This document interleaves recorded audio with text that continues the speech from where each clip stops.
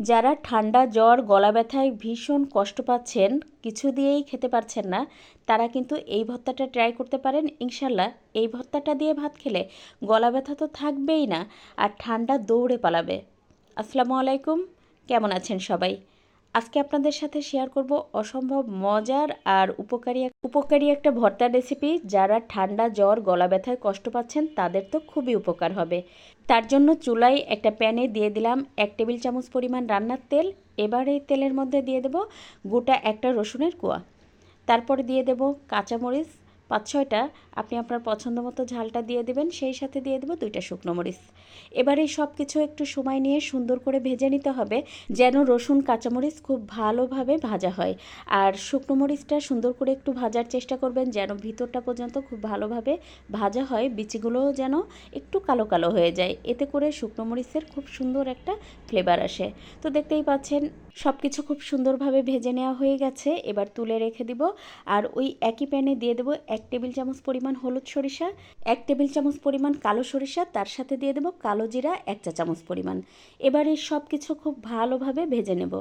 খুব বেশি সময় নিয়ে ভাজা লাগবে না, 30 সেকেন্ড মতো ভেজে নিলেই হয়ে যাবে। আর এটা যদি অনেক বেশি ভাজা হয় তাহলে কিন্তু তিতা লাগবে খেতে, তাই 30 সেকেন্ডের বেশি কোনোভাবেই ভাজতে যাবেন না। যখন মোট কথা এটা চটপট করে ফুটে উঠবে তখনই এটা নামিয়ে নিতে হবে। কয়েকদিন আগে আমি নিজেও ঠান্ডায় গলা ব্যথায় ভীষণ কষ্ট পাচ্ছিলাম। এই ভর্তাটা খাওয়ার পরে আলহামদুলিল্লাহ আমি তো অনেক উপকার পেয়েছি, আর এটা খেতেও অনেক বেশি মজার হয়।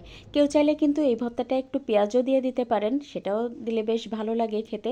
তো দেখতেই পাচ্ছেন এই যে ঠিক এরকম চটপট করে ফুটে ওঠার পরে আমি নামিয়ে একটু ঠান্ডা করে শিলপাটায় এটা একটু গুঁড়ো করে নেব।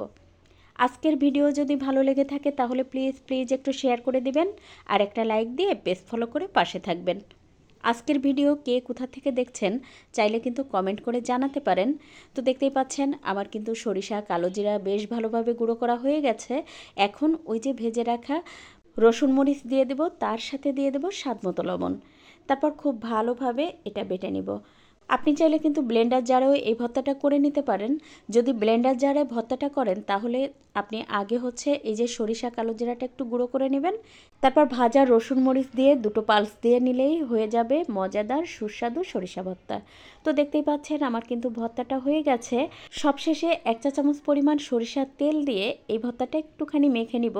আমার কাছে লাস্টে একটু সরিষার তেল দিয়ে মেখে নিলে ওই যে ঝাঁঝালো একটা ফ্লেভার থাকে, সেটা আমার খুবই ভালো লাগে।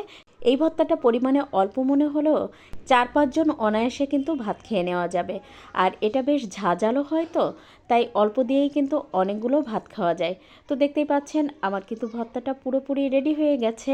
আর ভর্তা তৈরি করব শিলপাটায় শেষে একটু ভাত মেখে খাবো না, তাই কি হয়, গরম ধোয়া ওঠা ভাতের সাথে এই ভর্তাটা যে কি ভালো লাগে। এই ভর্তাটা এভাবে তৈরি করে খেলে ঠান্ডা কাশি গলা ব্যথা তো দৌড়ে পালাবে। আজ এ পর্যন্ত, কাল আবার নতুন কোনো ভিডিও নিয়ে দেখা হবে ইনশাল্লাহ। সে পর্যন্ত সবাই ভালো থাকবেন, সুস্থ থাকবেন। আল্লাহ হাফেজ।